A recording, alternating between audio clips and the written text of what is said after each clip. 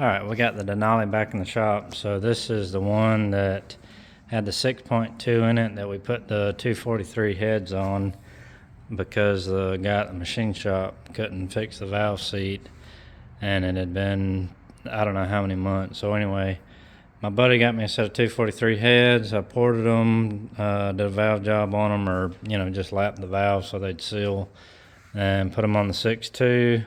It had an LS3 cam in it. And then my buddy found a BTR Stage 2 truck cam for decent money. So I got it, put the BTR cam in it. It had a set of long tube headers. And, it ran and drove okay. The headers were problematic because the way it is with this all-wheel drive setup, it was just, everything was really tight on it. And when it torqued, the header tube and the exhaust would hit and stuff, and it was just very annoying. So anyway, I've tried to sell this thing, and just right now nothing seems to be selling. So my sister-in-law has like a Honda Pilot or something, and they have 4 kids, so they really like this truck and wanted something bigger. So my wife talked to them, and they wanted to, want to buy it. And like I say, haven't had any success trying to sell it. Had some kids come take a look at it, but they had another Denali and another SUV that were both squatted, and I wasn't really interested in selling it to somebody that was going to do that to a vehicle. So anyway, I guess they climbed under it and looked around and, didn't really say anything to me, and then drove it, and the header was touching the bottom because I did try to repair the motor mount, because when I first got the truck together, my wife and I took it on a trip, and this motor mount was tore up, so I stopped at a Dollar General and got a ratchet strap and went from the alternator bracket to the frame, and it worked. But, nobody wants to see that. So I bought a new mount, and the new mount was actually just probably about that much taller than the other one, and since the header and exhaust was built for the other mount, that much movement caused the exhaust to hit and everything. So anyway, tried to mitigate that and fix that and whatever, but it was bumping when they drove it. So anyway, and I don't know what they knew about LSs. They might have saw the 799 heads and thought that I had swapped it out to a 5.3, or who knows. Like I say, they weren't very talkative. They just, one of them was the typical, had the large caliber pistol, full frame under his shirt, printing all over the place. And I was just like, good grief, dude, really? So anyway, I wasn't very impressed with them. Wasn't going to sell it to them if they were interested in buying it. But anyway, here we are. So his suspicions would have been correct, because now it does have a 5.3 in it and with the 799 heads on it, and stock exhaust manifolds, and tied back into the Y pipe or whatever I had made for the headers. And I've written a new file for it to change it from the 6.2 to the 5.3, and should be good to go. I got to get some oil in it. That's what I'm waiting on right now. And it has the LS3 cam in it, and aluminum 5.3. I've had this 5.3 for probably 7 or 8 years, and it's been sitting in my garage, and I've used it as a mock-up engine and a test stand and just whatever. So tore the engine down to a bare block, honed it, and cleaned up everything real good. Everything looked great in it. Put it all back together, cleaned the pistons real good, took all the rings off, checked them, cleaned the ring glands and everything on the pistons, put it all back together. Pulled this truck in here at 10 o'clock yesterday, driving truck with a 6.2. Pulled the engine out, took the heads and everything I needed from the 6.2 long block, and then put it on the 5.3.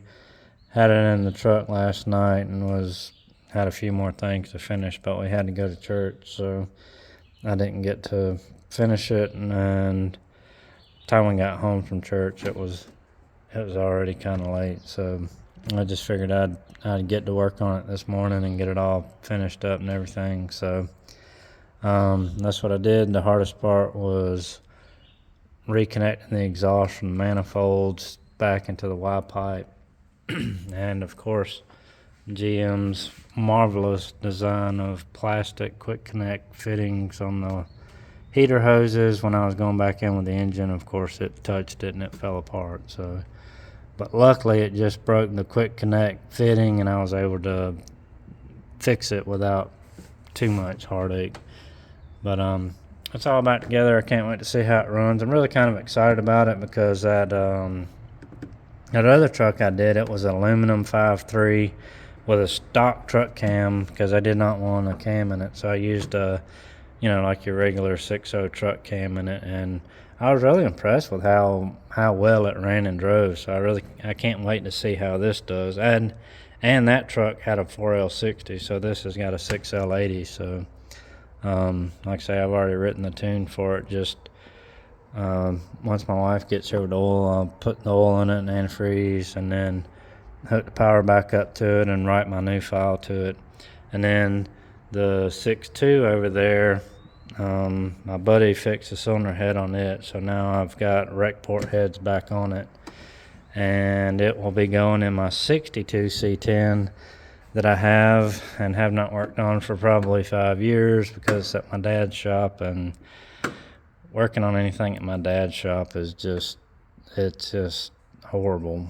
Yeah, I feel like my shop's a mess. I know it is because I'm just so busy and have so many projects going on, but my dad's shop is 40 by 60. It's a red iron building, and it is, he can't find anything in it. So I just get so frustrated when I go over there. I can't get anything done. So once I get caught up and done with a few more things around here, I want to get the 62 over here.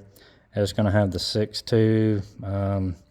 Of course, it is turbo LS as well, but over the years I've robbed a lot of parts off of it, and I've stashed away some parts for it. So hopefully I'll get it up and going. It was my papa's truck, the first truck I learned to drive when I was a boy.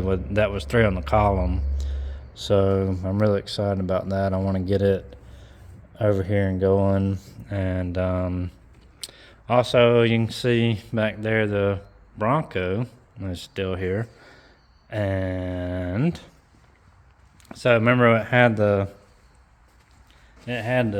leak on it that I've pulled the transmission out of it 3 times, and this was the culprit. So I got shipped to PTC. They pressure tested it, and apparently this part right here, where the pilot goes into the back of the crank, was leaking somewhere around in here because it looks like they re-welded it. And I looked at it before I sent it off because that's where my marvelous transmission guy, it wasn't his fault, it was a converter. And actually, he was right, I'll give it to him. I looked at the weld that was on there, and it did look like pure garbage. So I shipped that to him last week, and then last Tuesday, got it back Wednesday, yesterday. So, and I had just moved that off the lift. That was on the lift with the 69 behind it, and I had just taken it off the lift. I was so mad. I had gone to pulled this in here and already started taking it apart, and then I had to go to the dump to take the engine oil and everything because my roll around stand over here was full. So I had to go dump the oil out of it because I had to drain the oil out of the Denali. And as soon as I got back, UPS guy got here with the converter. I was like, no freaking way. I figured PTC would have taken longer than a week and a day to have done it. They could have called me and said, hey, we found a leak and it's on the way back to you. But they also have the converter for this truck He asked if something failed in my transmission. I was like, no, it was just a 7,000-pound truck with 700 horsepower. So he's supposed to call me and let me know about that. And he'll have to call me because I'm paying for that one.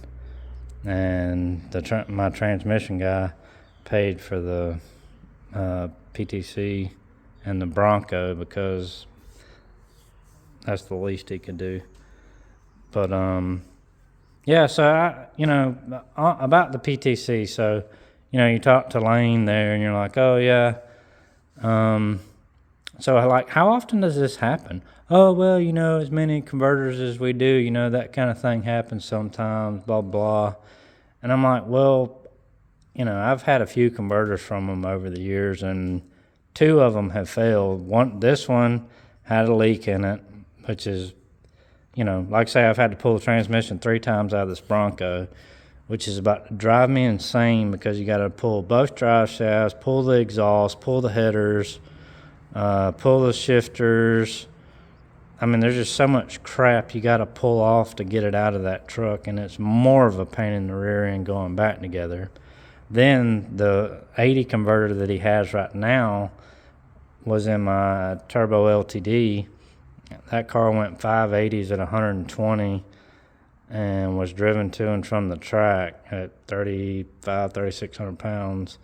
But when I first got that converter for it, I got it in the car, drove it literally not even 2 miles, not even half throttle. Something broke in the converter, and I had to get pulled home by my buddy up the road. Luckily, he saw me and towed me back to the house. I had to pull the transmission out, send the converter off, and they're like, oh yeah, something inside broke, and we had to weld it back together. And again, I was like, well, how often does this happen?